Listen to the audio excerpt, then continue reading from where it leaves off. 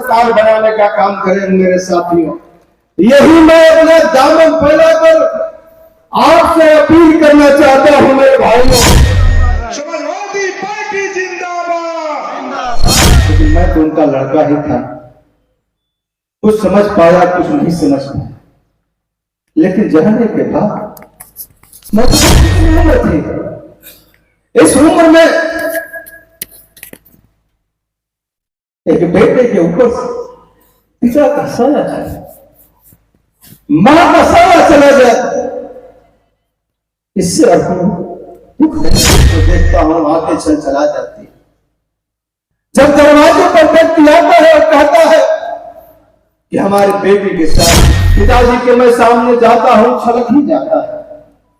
इसलिए क्योंकि उन्होंने मोहब्बत देने का काम किया, हमारे लिए का काम करें मेरे साथियों।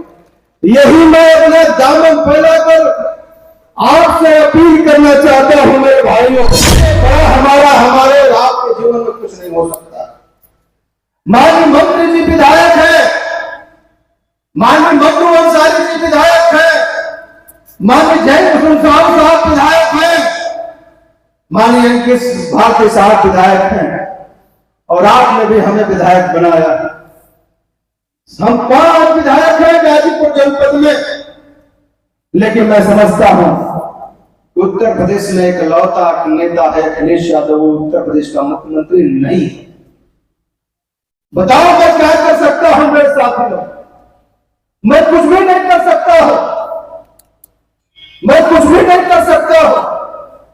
जब तक अखिलेश यादव उत्तर प्रदेश के मुख्यमंत्री नहीं हो पाएंगे, तब तक न हमारा विकास हो पाएगा, न आपका विकास हो पाएगा, न दलित शोषित वंचित पिछड़ा से लेकर के तमाम ऐसे आदिवासी के लोग जो माननीय अखिलेश यादव जी को, माननीय समाजवादी आंदोलन को आगे बढ़ाने वाले लोग, उनका डेवलपमेंट नहीं हो सकता, उनको रोजगार नहीं मिल सकता है, बेटे बेटियों को नौकरी नहीं मिल सकती है।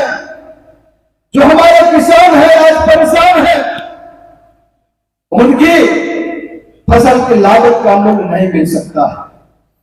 इसलिए मेरे भाइयों, हमारी भावना, हमारे मन, जो हमारे आंसू हैं, पिताजी के मैं सामने जाता हूं, छलक ही जाता है।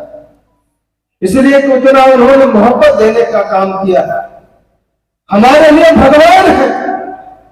बेशक मैं कह सकता हूं वो हमारे पिता थे, लेकिन दूसरी तरफ हमारे भगवान भी थे, और तीसरी तरफ मैं कहूंगा वो न जाने कितने ऐसे लोगों के भगवान हैं जिनके घरों में चिराग भी उन्होंने जलाने का काम किया, जिनके घरों में चिराग भी जलाने का काम किया। मैं इसीलिए तो उनकी इस मूर्ति के सामने, इस प्रतिमा के सामने खड़ा होकर भावुक मन से और दबे मन से मैं कह रहा हूं कि हमसे जो गलती हुई होगी मेरे साथियों, जाने अनजाने में, उसको माफ कर देना। अगर हमारे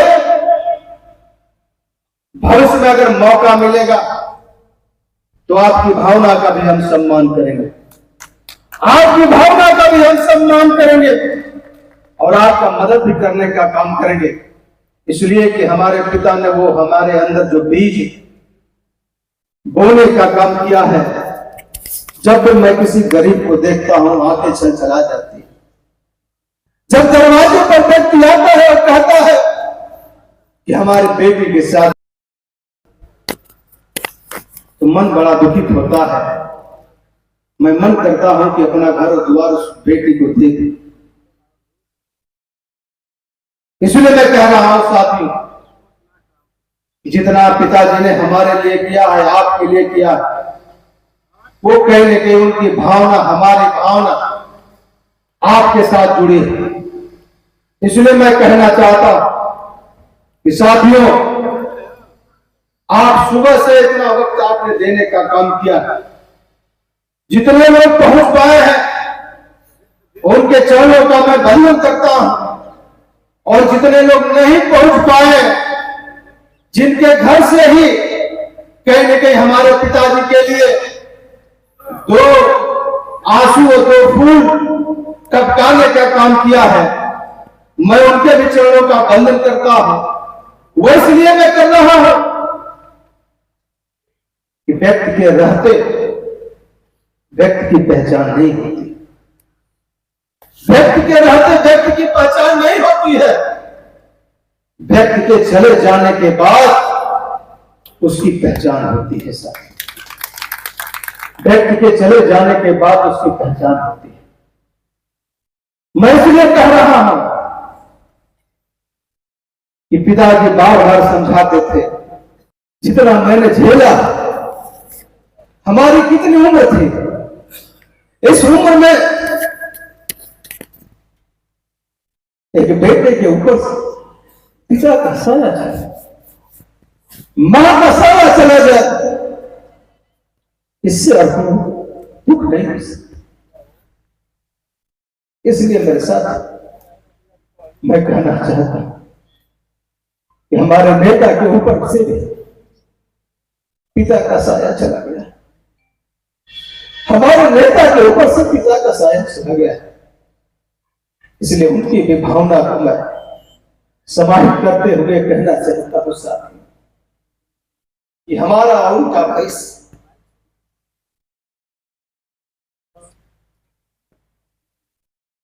हमारा आपका भविष्य, हमारा आपका भविष्य ये कहीं न कहीं आप हो।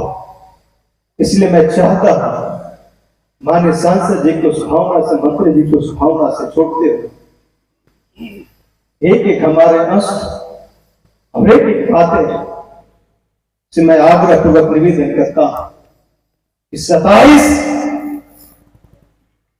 हमारा आपका अंतिम चुनाव न हो जाए।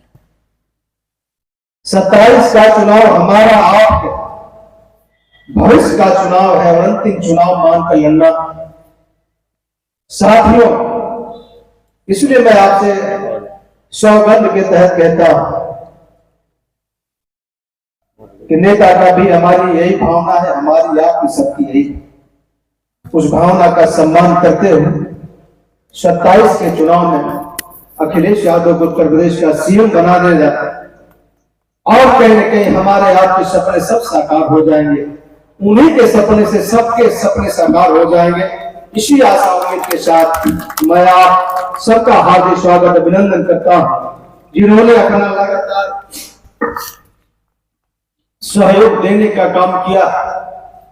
मैं उन तमाम नेता कार्यकर्ता, प्रधान, पूर्व प्रधान और पिताजी से जुड़े हुए तमाम ऐसे लोग जो श्रद्धांजलि सभा में आए, मैं उनका पुनः अभिनंदन करता हूं, उनका स्वागत करता हूं, खैर मदद करता हूं और जो हमसे कोई गलती हो गई होगी तो उससे हम क्षमा भी चाहते हैं। इसी आशा उम्मीद के साथ मैं आपका बहुत बहुत अभिनंदन करते हुए अपनी वाणी को विराम दूंगा।